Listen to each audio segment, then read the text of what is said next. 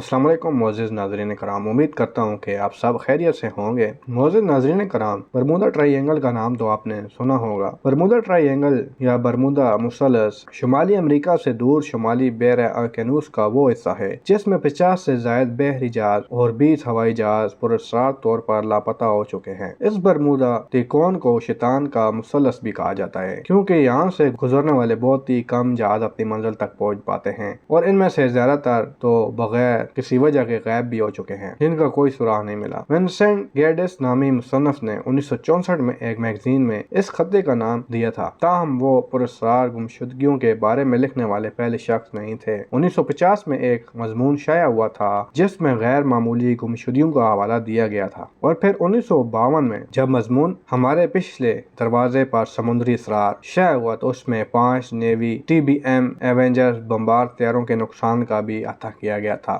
उनके लापता होने की वजाहत फराहम करने के लिए बहुत से नजरियात मौजूद हैं जो आज भी जारी हैं, लेकिन कोई वजाहत साबित नहीं हो सकी। नाज़रीन इकराम, इस वीडियो में आपके साथ बरमूदा ट्रायंगल में पेश आने वाले वाकयात और बरमूदा ट्रायंगल में छुपे पुरस्कारियत के बारे में आपके साथ कुछ मालूमात शेयर करूंगा। उम्मीद करता हूँ कि वीडियो आपको पसंद आएगी। वीडियो पसंद आए तो इसे लाइक और शेयर कर दीजिएगा। मेरे चैनल पर नए आए हैं तो इसको सब्सक्राइब कर दें और साथ में दिए गए बेल के आइकन को भी ऑन कर दें ताकि इसी तरह की मज़ीद मालूमाती वीडियो आप तक बआसानी पहुंचती रहे।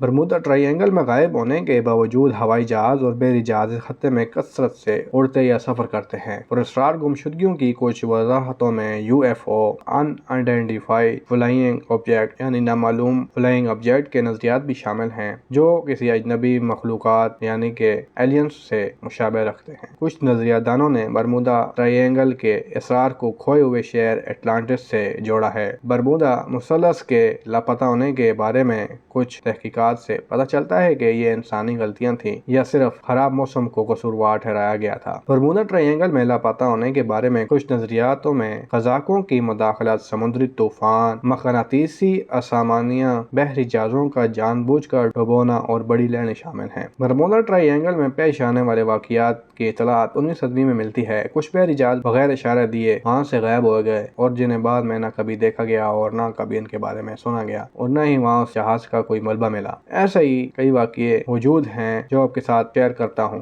1918 में USS साइक्लोप्स ने 310 के हमले के साथ बारबोडस छोड़ा और फिर कभी नहीं देखा गया। बहुत से लोग बरमूदा ट्रायंगल को एक खतरनाक जगह समझते हैं क्योंकि वहाँ मौजूद लोग हवाई जहाजों और बहरी जहाजों की वजह है जो बगैर किसी वजह के वहाँ से गायब हो गए हैं। ऐसा ही एक वाकया 18 मार्च 1918 को पेश आया। US साइक्लोप्स बेरिया का एक बड़ा कार्गो जहाज जिसमें 300 से ज्यादा आदमी और 10,000 टन मैग्नेज था बरमूदा ट्रायंगल में डूब गया। अमले ने कभी मदद के लिए नहीं पुकारा और जहाज का मलबा कभी नहीं मिला। इसके बाद अगस्त 1920 में अमले के 11 अरकान ने कैरोल ए डेयरिंग नामी जहाज पर सफर किया। वो जनूबी अमेरिका के तवील सफर के लिए माइन से रवाना हुए। माइन के वापसी के सफर पर वो 9 जनवरी 1921 को बारबाडोस में रुके। 22 दिन बाद इनका जहाज शुमाली कैरोलिना के साहिल के करीब तैरता हुआ पाया गया। जहाज पर मौजूद हर एक शख्स गायब हो चुका था। कभी किसी ने जहाज से मदद के लिए रेडियो की आवाज नहीं सुनी। अमले को क्या हुआ, इन्होंने मदद के लिए क्यों नहीं पुकारा, ये सब एक राज ही रह गए। इसके बाद एक और वाकया मिलता है। 1945 में बरमूदा ट्रायंगल में 5 बमबार तरबियत के लिए भेजे गए तैयारे भी लापता हो गए। इनकी तलाश के लिए भेजे गए रेस्क्यू तैयारे भी वापस नहीं आ पाए। हमेशा के लिए गायब होने से पहले एक पायलट ने इत्तला दी, सब कुछ अजीब लगता है, यहाँ तक के समुद्र भी। ये उस पायलट के आखिरी अल्फाज। ऐसा ही एक वाकया 1945 में भी बरमूदा ट्रायंगल में पेश आया कि एक कश्ती मिली थी जो 3 समुद्री तूफानों से बच गई थी, लेकिन इनके अमले में से भी कोई नहीं मिला।